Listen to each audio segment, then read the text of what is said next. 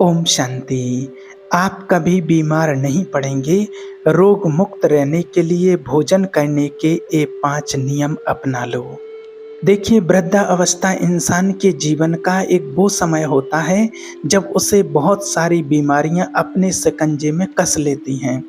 लेकिन आपने देखा होगा, कई ऋषि मुनि संत महात्मा बुढ़ापे तक भी बीमारियों से मुक्त रहते थे। उनकी चाल में एक अद्भुत सफलता रहती थी। उनके चेहरे पर एक गजब का तेज रहता था। जब वो घंटों तक ध्यान में बैठे रहते थे तो उनकी रीढ़ एकदम सीधी रहती थी।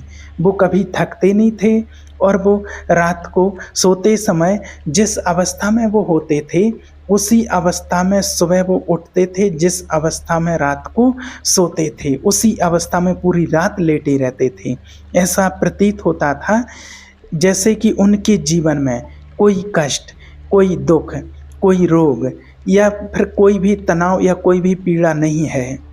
उनके जीवन को देख कर के हर एक व्यक्ति उनके जीवन से यही कामना करते थे कि हमारा जीवन भी इसी तरह से निकलना चाहिए। आपने देखा होगा कि ऋषि मुनियों का जो जीवन होता था वो भिक्षा पर ही व्यतीत होता है।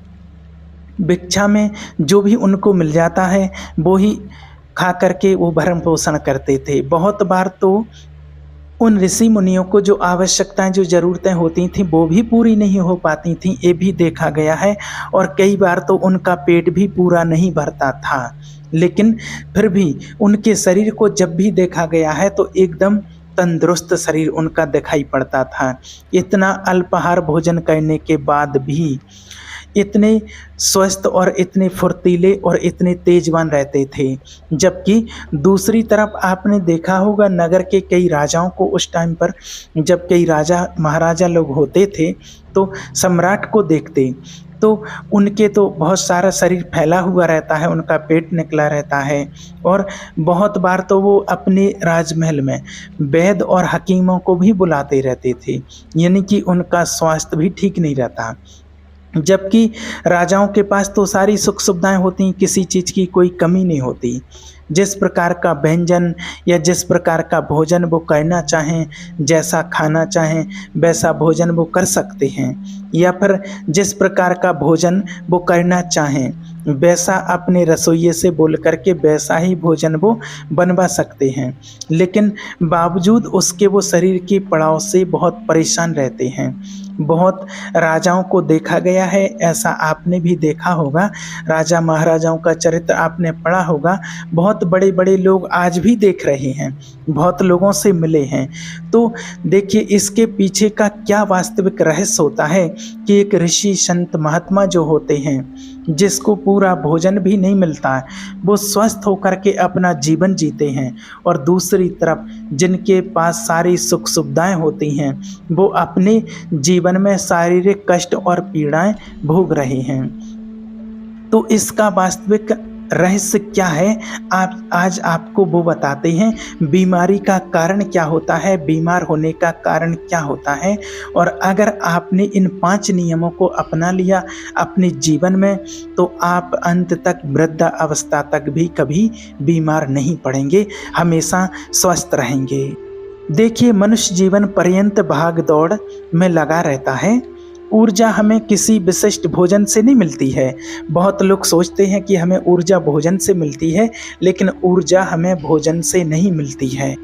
भोजन हमें किसी विशिष्ट भोजन से नहीं, ऊर्जा हमारे शरीर के लिए किसी विशिष्ट भोजन से नहीं मिलती है, बल्कि हर भोजन ऊर्जावान हो सकता है। आपने देखा होगा कि जो लोग रूखा सूखा भोजन खाते हैं वह भी अक्सर शारीरिक रूप से मजबूत पाए जाते हैं। और जो लोग किसी विशिष्ट प्रकार का भोजन ये सोच करके करते हैं कि इसे खाने से हमें ताकत मिलेगी, ऊर्जा मिलेगी, हमारे शरीर को ऊर्जा मिलेगी, तो ये भी आपने देखा होगा कि ऐसे लोग अक्सर करके बीमारियों से ग्रस्त पाए जाते हैं। सवाल ये है कि हम किस प्रकार का भोजन करते हैं, ये नहीं है, बल्कि असली सवाल तो ये है कि जो भोजन हम करते हैं वो किस प्रकार से हम करते हैं। भोजन का सही इस्तेमाल हम कर भी पाते हैं या नहीं कर पाते हैं।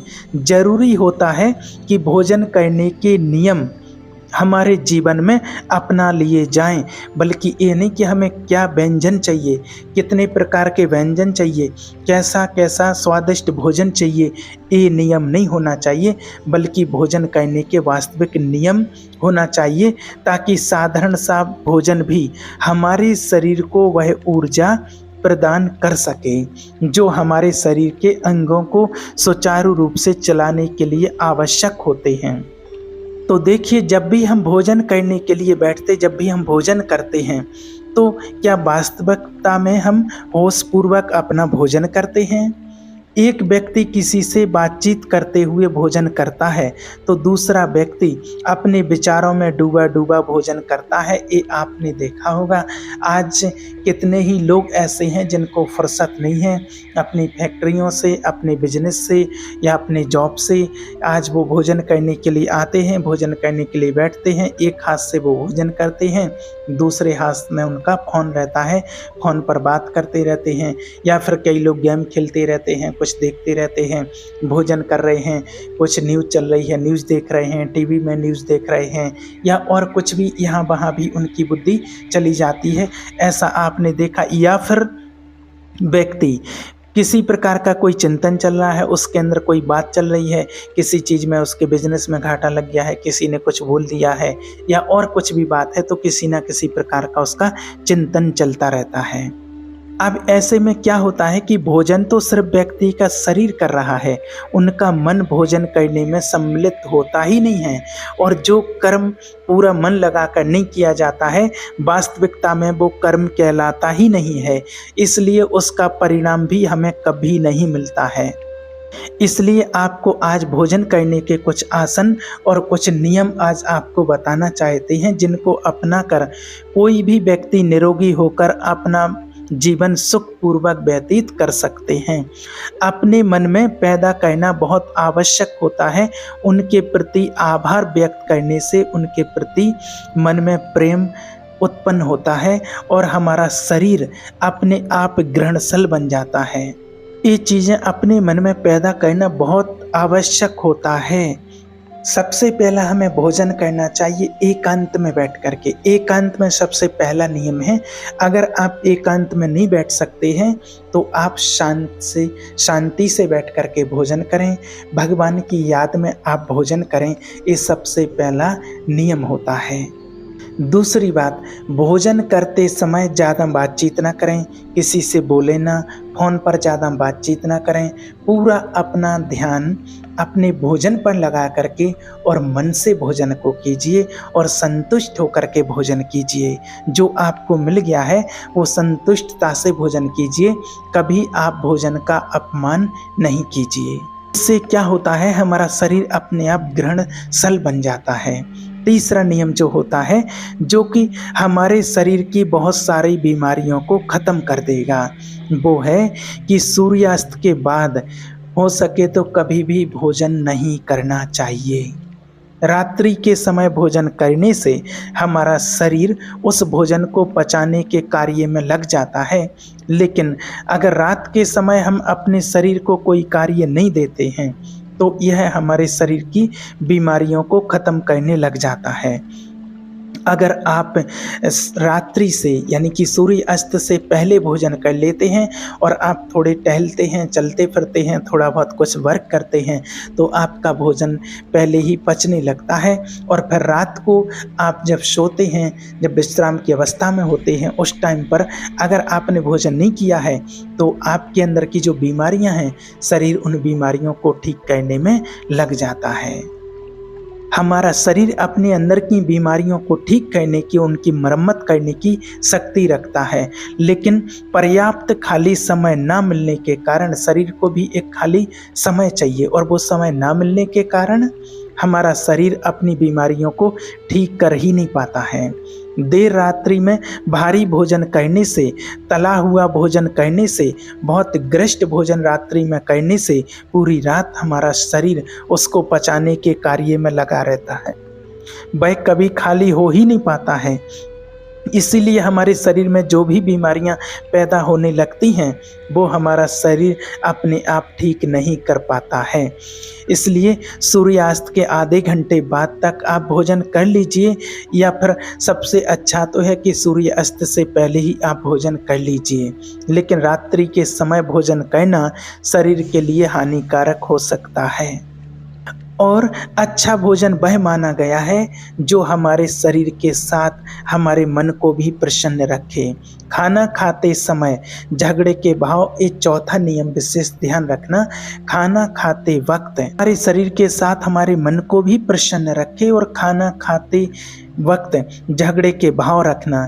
किसी ऐसी जगह पर बैठ कर के भोजन करना जो साफ सफाई वाली जगह ना हो, जो गंदी हो, या फिर ऐसे व्यक्ति के साथ भोजन करना जिसके मन के विचार बिल्कुल भी अच्छे ना हो, तो उससे भी हमारा मन कभी प्रसन्न नहीं हो सकता है। आवश्यक है कि खाना बनाते समय जो भी खाना पकाते हैं, माताएं बहनें, कोई भी भाई जो भी खाना पकाते हैं, उनके मन के भाव प्रेम से भरे हुए होना बहुत आवश्यक है। अगर वो घृणा वाले भाव, गुस्से के भाव या झगड़े के भाव रखेगा तो खाने में उसी प्रकार के गुण सम्मिलित हो जाते हैं।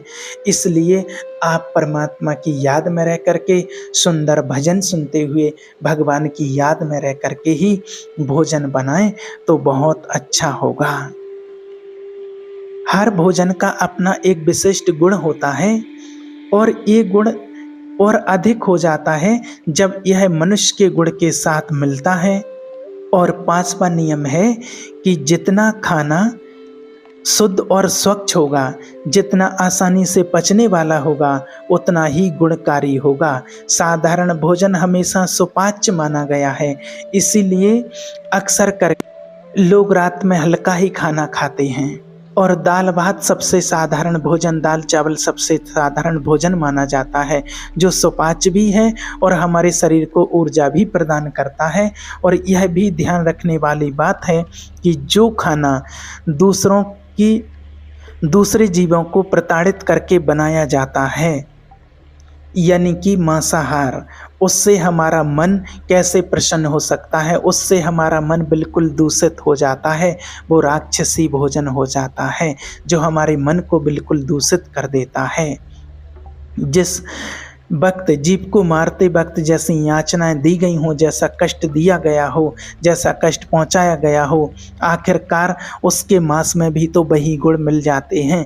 जो हम किसी को आज देखते हैं लोग मारते हैं, उनके अंदर से आंसू निकलते हैं, हाय निकलती है, बद्दुआएं निकलती हैं, वो बद्दुआएं उनके मांस में, उनकी बॉडी में ही वो रहती हैं।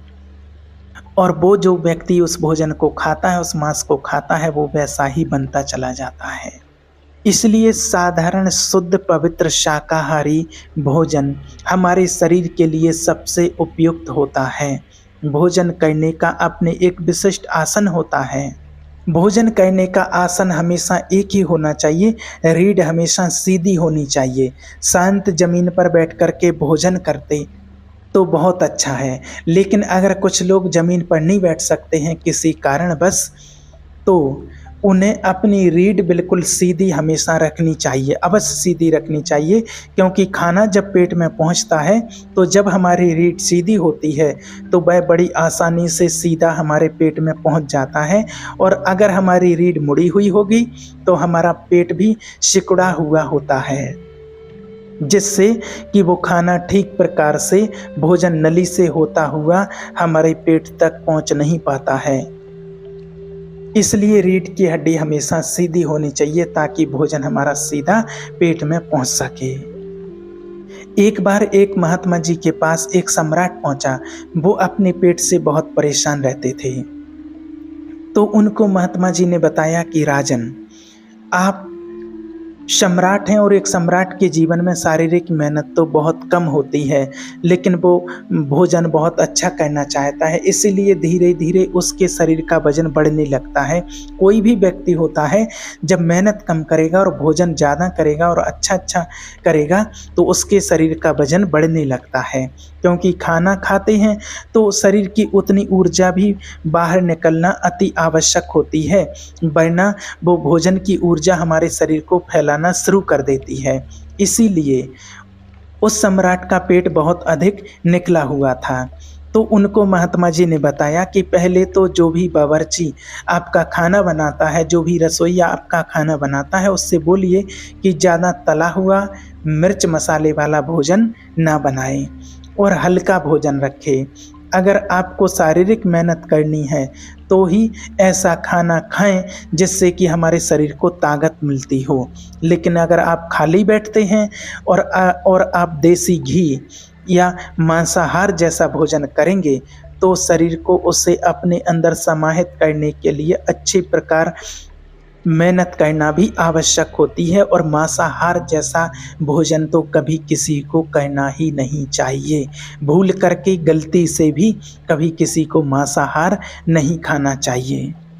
और जो लोग मेहनत ज़्यादा नहीं करते हैं वो ज़्यादा गरिष्ठ और तला हुआ भोजन बिल्कुल भी ना करें, वो हल्का भोजन करें और सूर्य अस्त होने के पहले भोजन करें। हल्का भोजन करो, साधारण भोजन करो, कम मिर्च मसालों वाला भोजन करो, जिससे कि आपके पेट में कोई भी बीमारी या कोई भी समस्या पैदा ही ना हो। आज दुनिया में लोग हर कोई ये तो बताते हैं कि हमें किस प्रकार का भोजन करना चाहिए, लेकिन भोजन करने के क्या नियम होते हैं, भोजन किस प्रकार करना चाहिए, उसके क्या आसन होते हैं, वो आज तक कोई नहीं बताते हैं। इसलिए आप अपने जीवन में भोजन के ये नियम अपनाएंगे तो आप हमेशा स्वस्थ रहेंगे। और अधिकतर कारण बीमारी का होता है भोजन से ही, क्योंकि भोजन हम करते तो हैं लेकिन वास्तविक भोजन क्या करना चाहिए, कैसे करना चाहिए, किस नियम से करना चाहिए, किस टाइम पर करना चाहिए, ये कोई भी ध्यान नहीं रखते हैं और कभी भी भोजन करते रहते हैं। और एक बार भोजन करने के बाद कम से कम 6 घंटे का गैप होना चाहिए, तब दूसरी बार आपको भोजन करना है। अगर एक बार आपने कुछ खा लिया है तो 6 घंटे के बीच में आपको एक दाना भी कुछ नहीं खाना है, और वो भोजन 6 घंटे के बाद ही अच्छे से पचता है, उसके बाद ही आपको दोबारा से भोजन करना है। ये नियम आप अपने जीवन में अपनाएंगे तो आप हमेशा तंदुरुस्त रहेंगे, कभी बीमार नहीं पड़ेंगे। ओम शांति।